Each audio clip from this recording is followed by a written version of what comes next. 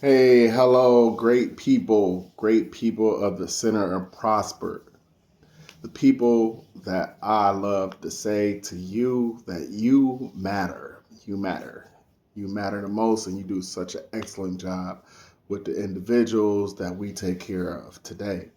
And for the sake of just because we're not going to just call them individuals, we're going to call out their names because they are great people and they deserve to have their name called out. Audriana Catlin, Marvin Hanna, Shalantra Bowen, and Olivia Woods. So, listen, with each one of these very special people, I want to go ahead and say that we thank you for everything that you do to help them. We are all a part of a team, and I like to say that we're doing God's work in helping them. And I want to tell you that we appreciate you and everything that you do for them. Right now, real quick, I'm going to try to do this in less than 20 minutes. The state is requiring that we train. And not that you don't know your jobs, but that we also have a training that you initially had. If you guys know, we have done like videos and things like that, that you had initial trainings, and sometimes we just need to train. Well, the state requirement and mandatory says that you have to be trained on this. Uh, the Center of Prosper, LLC, this is going to be a training on DODD, core training for manual rule compliance. Now, I know you've been trained on these things before, but we got to make sure that we go over them thoroughly. Okay, here's the table of contents. And like I said, I'll try to get this done in less than 20 minutes. In 20 minutes, but specifically 30. The table of contents is the introduction and purpose, person centered planning and service delivery, facilitating community participation and integration. 4, health and welfare alerts review. 5, provider duties and rule 5123-1702 summary. 6, unusual and major unusual incidents. We'll get to that. We already know you know about it. Abuse. 7 is not abuse, neglect, and exploitation prevention. And number 8 is documentation and billing accuracy. And 9 is rights of people with developmental disabilities. Now, we're going to start with the introduction. And like I said, I'm going to try to be real because I know that you know this, and this is basically going over it again. I'm just going to read this real quick to you, and then since I can't ask you questions, I'll ask them in the chat in a little bit. But here we go. Person-centered planning and provisions of services. DoD Core Training Requirement Rule 5123-1702. Purpose: to make sure every individual served by the Center of Prosper LLC is supported in a way that honors their personal choices, preferences, and life goals while maintaining their health and safety rights. The approach ensures services are meaningful and help each person live their best, most independent life as possible. Now, let's go. Let's have a real discussion. When you are actually working with the individual that you work with, do you allow them to have the integrity of leading their independent life? This is what this is saying. Everything is personal centered. So, what person centered planning really means? Person centered planning, PCP, is more than filling out forms. It's a philosophy and a daily practice. It means seeing the person first, not their disabilities, not their diagnoses. It means building supports around that individual, not forcing them into persistent programs, but building it around them. Encouraging self-direction, letting the person have a real voice in their decisions and that affect them, and promoting growth, helping them gain skills and confidence in the community. Pretty much what you're doing is allowing them to be themselves, allowing them to make their decisions, but guiding them, but allowing it to be focused on them, not your particular way of doing things, right? But they have a decision, they have a choice that they make. Person-centered planning focuses on what matters most to the person, balancing their desires and keeps them safe and healthy, okay? So, core principles, choice and control. The person decides who is in their life, whether you like them or not, where they live, whether you like it or not, how they spend their time, whether you like it or not, and what they want to achieve. They also have respect and dignity. All individuals are treated as capable adults with full rights, not as clients. We must comply. Collaboration. The individual, their family, guardians, and service team all work together, but the individual voice leads it. Community inclusion. Everyone has a right to be a part of the community, not separated from it. Continuous learning. Staff should observe and adapt. Each interaction is an opportunity to understand the person better. So with Marvin, so with Adriana, so with Shalandra, so with Olivia. It's an opportunity every time you see them to learn them better.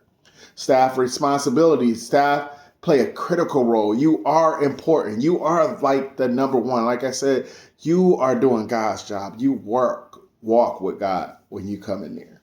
Whether you believe it or not, you know what I'm saying? You are doing God's job. You are being a vessel for him to help these people. Now, observe and listen. Notice nonverbal communication, moods, and interests. Ask open-ended questions like what would make you better for you. Recognize and respect when a person says no. Now, support independence, encourage participation and personal care. Offer alternatives when something is impossible, not ultimatums. Avoid saying we don't do that unless it's truly unsafe or against a policy. Basically, you are this person's voice in itself. What they tell you, you actually make the voice heard. It's a person-centered program that you are doing. You're centering yourself around Marvin, around Adriana, Shalandra, Olivia. And those who work in the day have know Connie, they know Justin, they know Chris, they know Cindy. You know what I'm saying? So document changes in progress. Update the ISP, which is the individual service plan, when a person's goals or needs has changed. So an individual service plan is what the ISP is actually called. I just want to make sure you guys know that. Record meaningful daily notes showing how supports were individualized. So basically you're recording notes of what's going on. Protect their dignity and their rights. Always knock before you enter their rooms. Speak directly to the person and not over them and through them. Avoid labels or negative language like my client can't do that. Honor their privacy and confidentiality at all times. Examples. Marvin prefers to shower in the evening instead of in the morning. Staff adjust Marvin's schedule according rather than forcing him to fit a present routine. Example 2. Adriana enjoys basketball. Instead of watching games on TV, staff help her to locate a local rec center where she can go play basketball. Health and safety. Let's say Marvin wants to cook his own breakfast but forgets to turn off the stove. Staff teach him to use the timer and supervise until he shows safe habits, preserving his independence safely. How it ties into the rule. 5123-1702. DoD rule requires all service providers to deliver service consistent with each person's ISP, individual service plan. Promote individual choice, self-determination, and participation in the community. Document how service reflect person-centered outcomes. Failure to follow this can result into citations during compliance reviews. Okay, we want to define what a person-centered planning is. It's basically centering everything around them. facilitating and communicating participation and integration. Okay, so now we're on our second one. Facilitating community participation and integration. Purpose to help each person we serve become active, valued member of the community, rather than being isolated and limited to facility-based routines. Community participation is essential, building confidence and social skills and independence. Basically, if the people that you serve, which is Marvin, Audriana, Olivia, Shalandra, want to get out, we are to help them get out. It's like you don't want to be in a house all day. You don't want to just be bound to just the same routine over and over again. It's about letting them live a quality life. You know what I'm saying? So that's one thing. And you guys do a great job at this.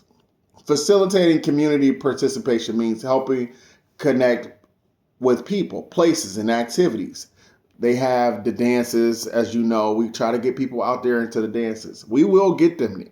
If you say something is up, an activity, and they want to participate in it, yes, we will try our best if they're allowed. You know, we don't want to walk them into a raid party or anything. But, you know, again, there's their right to want to be somewhere. But we kind of start by saying, you know, using our person-centered and then moving on to kind of having them participate in the community. Okay. So they have the equal opportunity. Each person should have the same rights to participate as anyone else, regardless of their disability. What this means is Audriana has a right to want to go and have a better time in life. She doesn't have to just stay in the house. Neither does Marvin. Neither, you know, if they want to get out, we'll make that accessible. We'll see what they're trying to do, and if it makes sense and keeps them safe, if they're going to be safe and healthy, then yes, they have the right to make. We don't get to decide what they want. They get to decide what they want. Staff responsibilities: know the individual's interests, review the ISP, and talk directly with the person about what they enjoy. Ask where you would like to go.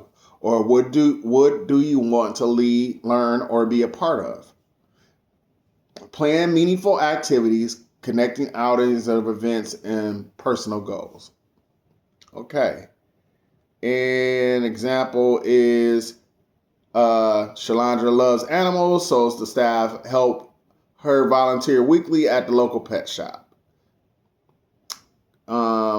Providers must show evidence that the individual supported the community settings, not just providers' facilities. Staff should document how they support or promote integrations and independence. Okay, now we're going to move on to health and welfare. Health and welfare DOD training requirement rule 5123-1702, DOD health and welfare system.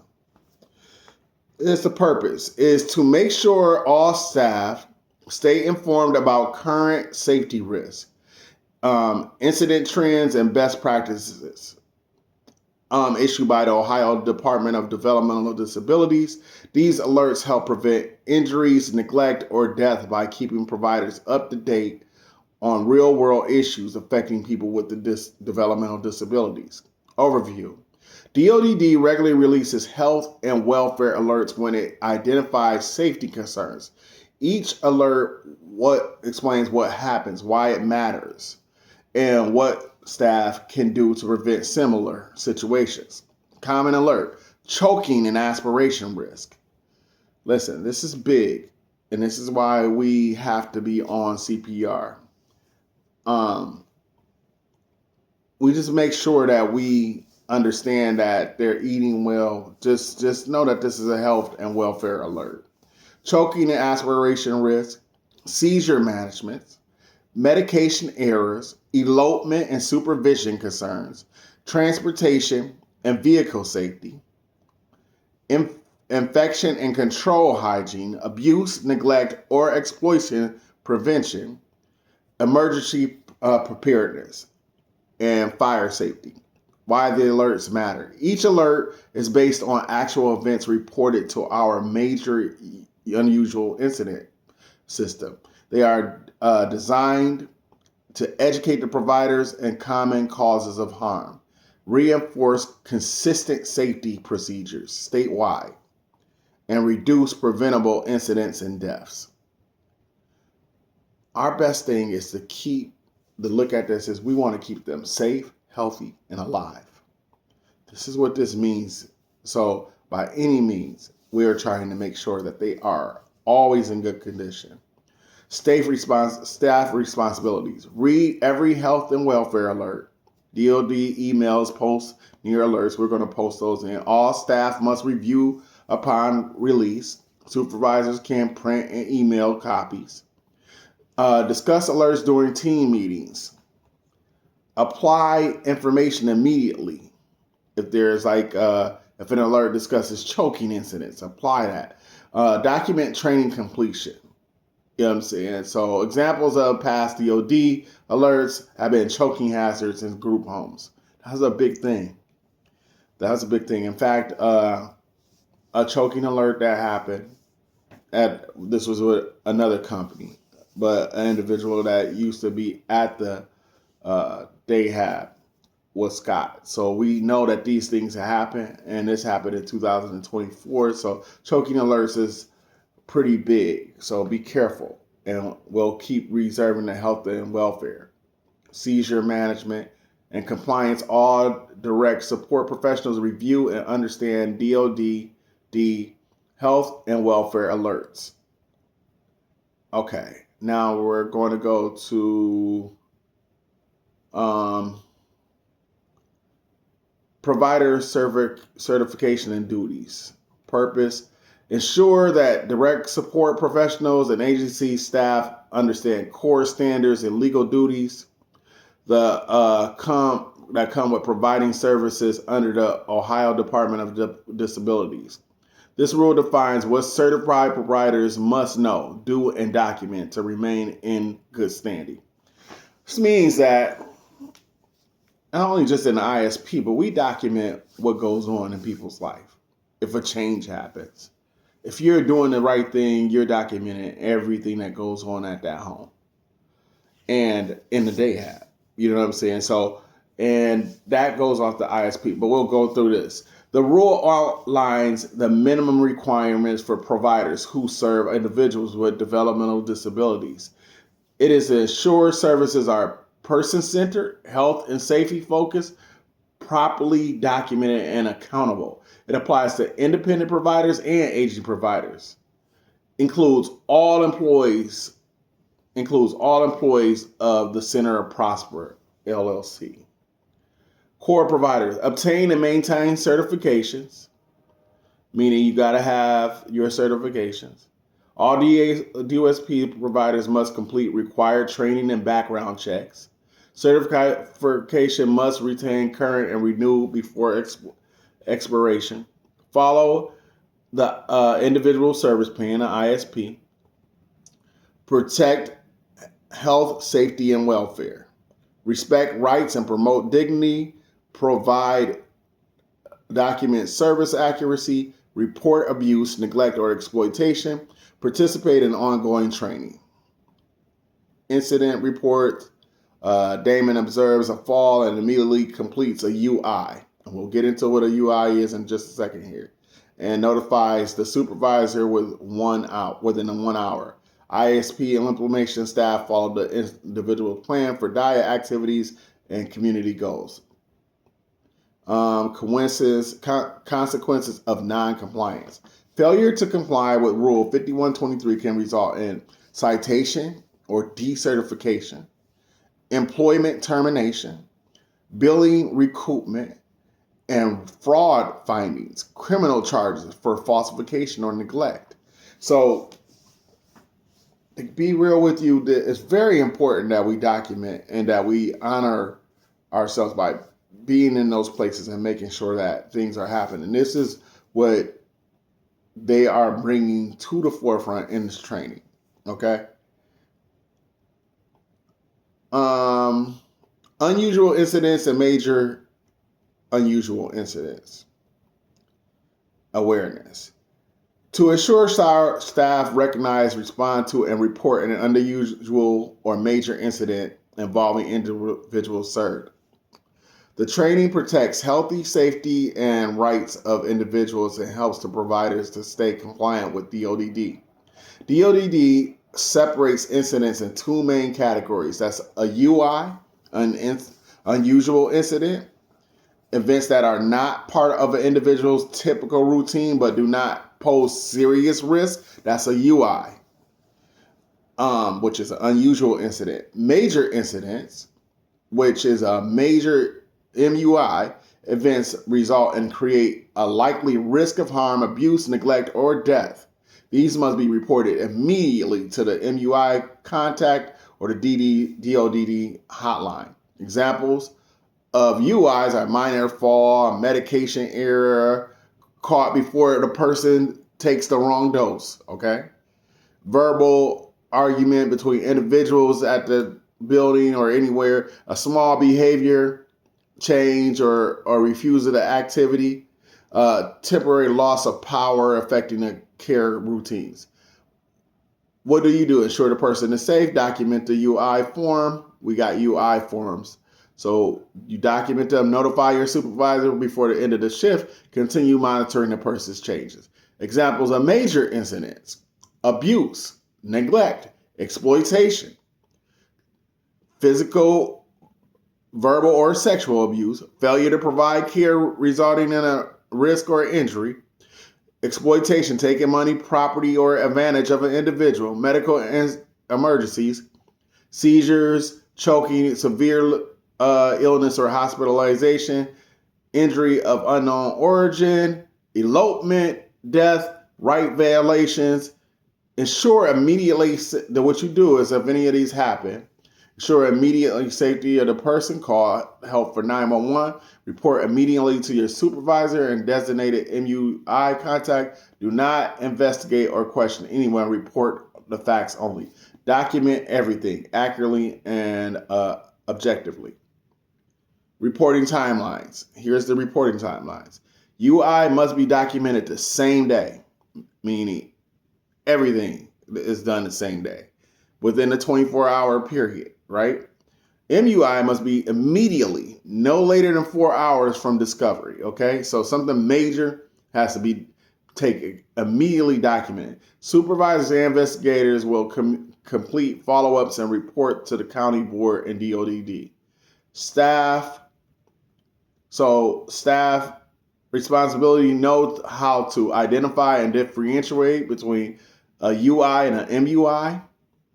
Always prioritize safety before paperwork. Report, don't decide. If you are unsure, report it anyways. Complete documentation clearly and timely, okay? Okay, so let's just real quick. A person slips on a wet floor, no injury, gets up and laughs. That's a minor fall. That's a UI. A person claims another staff yelled at them, reported immediately, potential MUI, verbal abuse. So, you know what I'm saying? Verbal abuse can be abuse. Any kind of abuse is abuse. Just know that. You know what I'm saying? MUIs is things of major, and look what they're saying is major. Verbal abuse. Compliance connection. Maintain with MUI and MUIs, train staff upon hiring, and annually keep UI logs for at least 3 years. Ensure no retaliation against anyone reporting incidents. We do not retaliate if you report that somebody is abusing. Okay. The next one is hold on.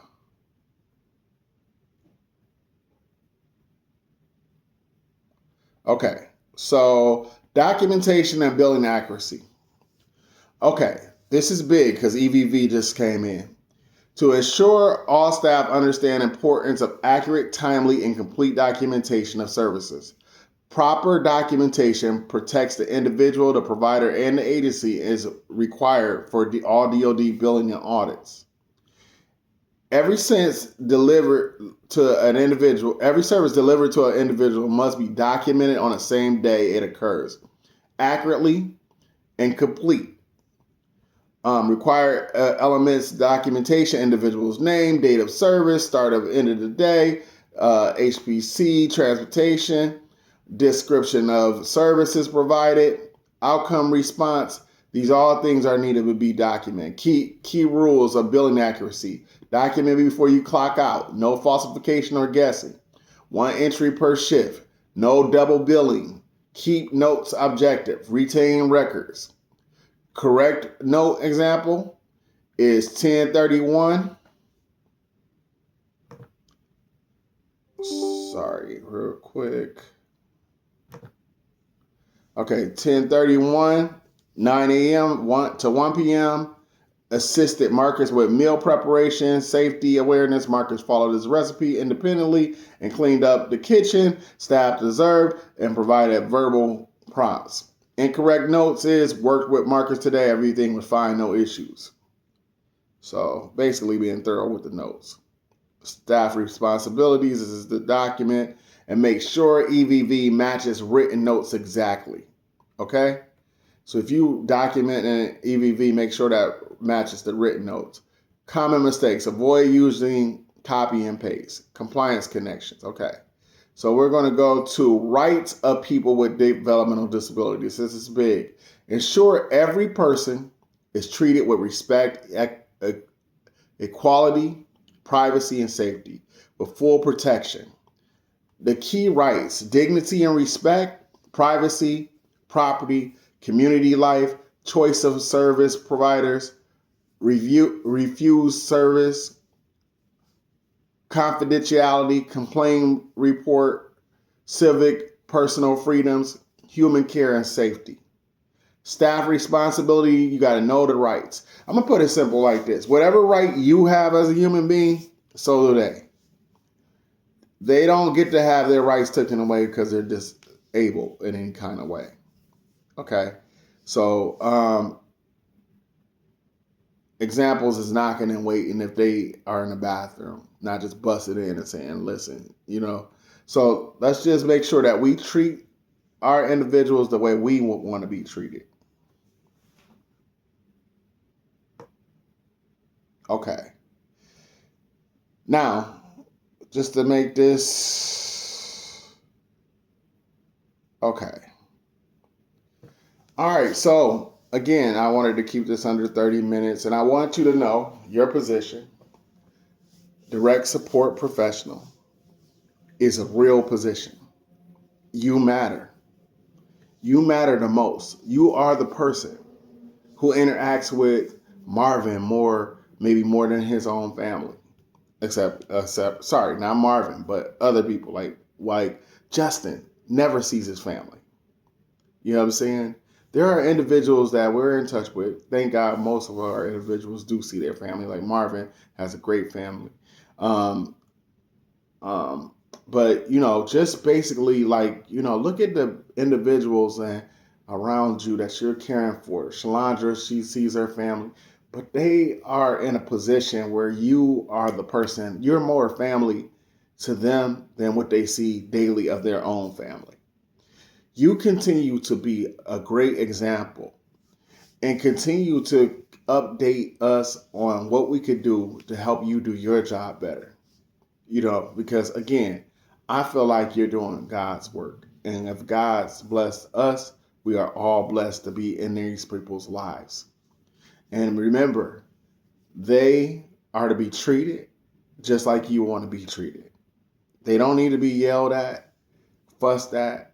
If you don't like to be yelled at, they don't like to be yelled at. They don't like to be told or disrespected or told they can't do something because they're disabled. They don't like to be talked to in front of people that they're not normal. They are normal individuals. They're just like us. And again, I appreciate everything that you guys do. You guys keep up the excellent work, and I'll see you soon.